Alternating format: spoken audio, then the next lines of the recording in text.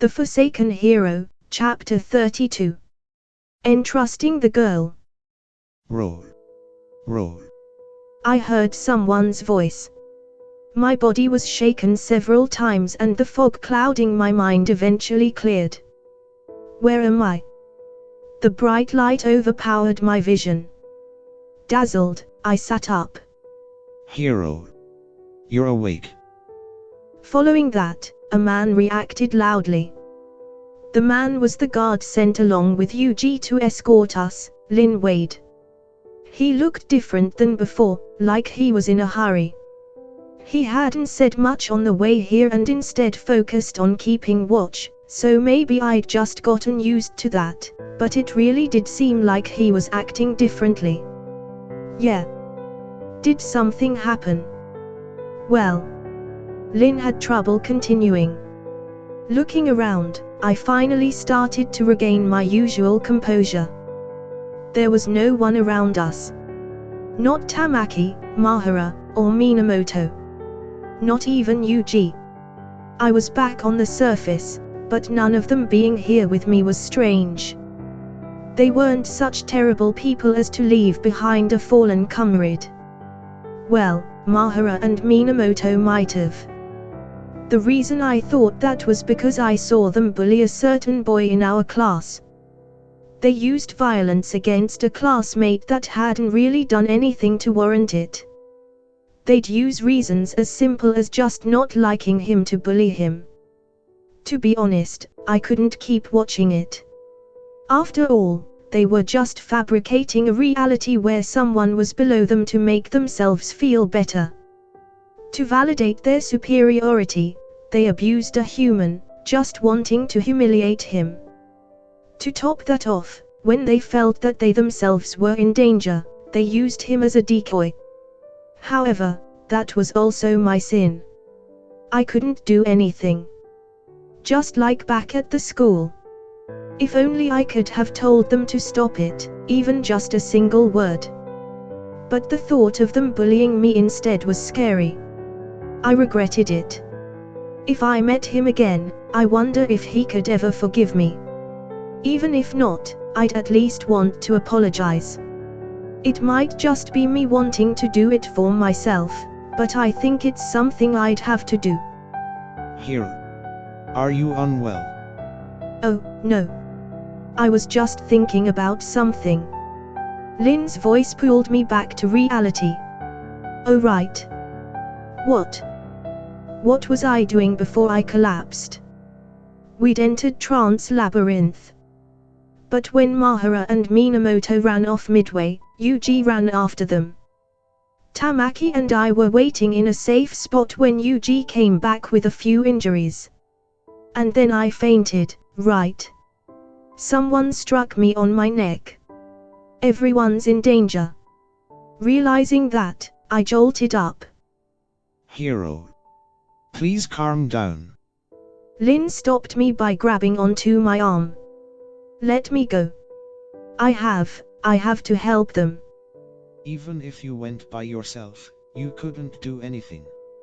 You don't have a combat-oriented ability. Hitting my weak spot, I stopped resisting. He was right, my Grand Library wasn't a special ability meant for fighting. It only excelled when used to support others. Moreover, my status wasn't that high either. That downside came to light after my level hadn't increased in the previous dungeon. Then what are you saying I should do? Leave them? I don't want to abandon them. I never want to do something like that again. Lin quickly answered my question. Hero. I have a message for you from V1Ch. From V1Ch? Yes. He went back into the dungeon to save everyone after bringing you here. He also told me to tell you something if you attempted to return to the dungeon. What did he want you to tell me? To please return to the royal palace and tell them of what happened here, as well as request for rescue. To quote him, Fuako, you're the only one that can do it. He's relying on you, so we should go as soon as we. I'll do it. Let's go back to the royal palace, I shouted, drowning out the end of Lin's words. It was as Yuji said. I might be able to get them a rescue team if I go back to the royal palace. It's something only I could do. And, he used my first name. Just that was enough to fire me up. The person I like used my first name. Here. Do you have a fever? Your face is red. Oh, no. Rather, let's go. We can't waste any time. Yes, understood. We rode back on horses with Lin taking the lead. Please wait everyone. I'll definitely call for help. Several hours later, I had returned to the royal palace and told them everything that had happened. Then, when I was returning to the room that was assigned to me, I came across 3 girls in the hallway. They were from Minamoto's group. From right to left, there was Inoma, Nijima, and Horitani. They each had piercings, broke school regulations, and were overall misbehaving students. Hayase. How dare you? What? Playing dumb? We know you ran away and left Kuriha and everyone behind to die. I couldn't hide my surprise at what Horitani said. Why does she know that? I mean, it's not a problem for people to know, but what matters is that the facts got twisted. That's not what happened. There was a monster house, I would have just gotten in the way. A monster house? Why would they go into one of those? We tried to stop them. Just, Minamoto and Mahara didn't listen and ran off. Kuriha wouldn't have done that. She swung her arm down, slapping my cheek with her palm. Either way, you're just trying to make yourself look useful so you don't get thrown away like that Katsuragi guy. No, I'm not. Please, listen. Fuck you. Shut up. I took a punch to the abdomen. Horitani's fist went far in. I staggered forward, unaccustomed to pain. Then, along with the others verbally abusing me, I took a kick to the side. You murderer. Unable to do anything but endure their violence, I could only use my arms to protect my head. How long do I have to suffer this pain? How much suffering do I have to go through? Tears started to overflow from my eyes. Why did I have to go through this? What did I do wrong? Whatever. Don't think you're off the hook.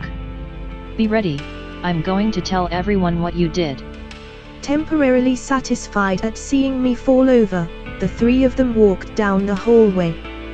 It was night out. They were probably heading to the dining hall. I obviously didn't have the willpower to follow them. I leaned back against the wall.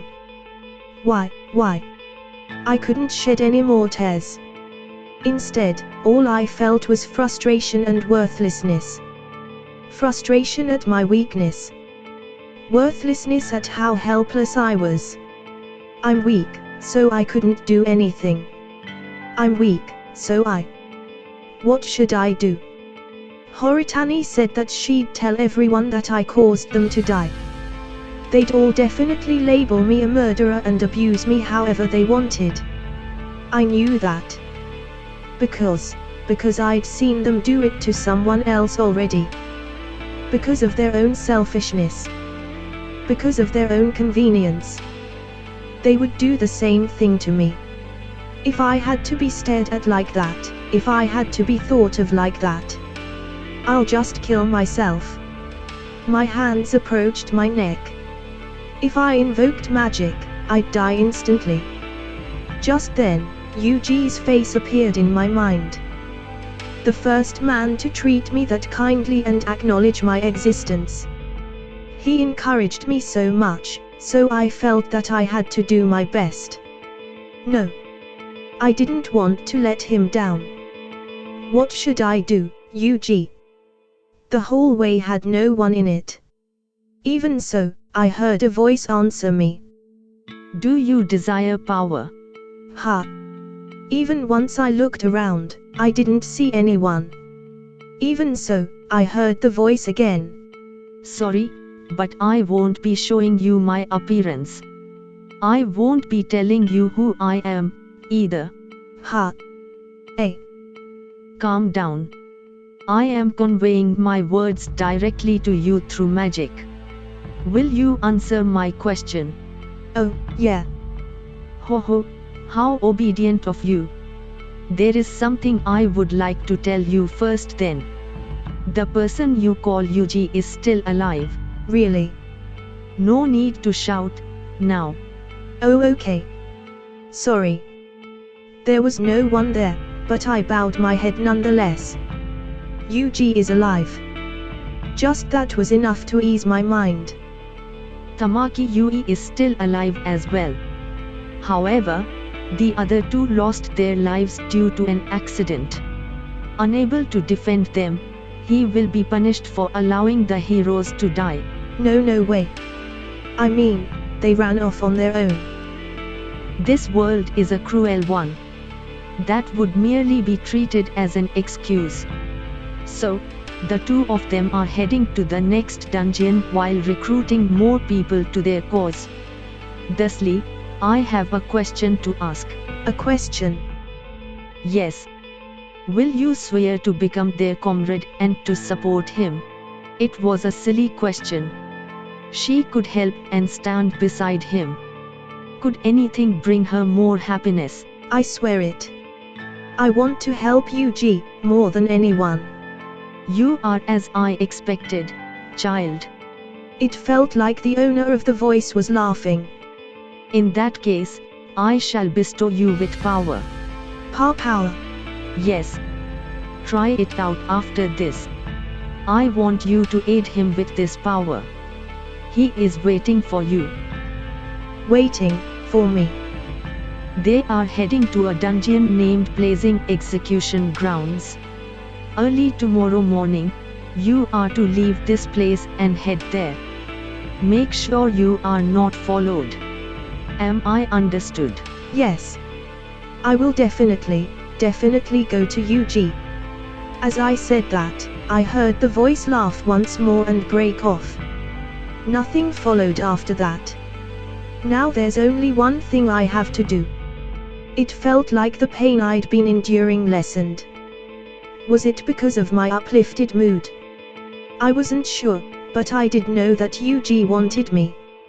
He was waiting for me. I had to meet his expectations. Yuji. My mind was filled by him. Entering my room, I prepared for my journey.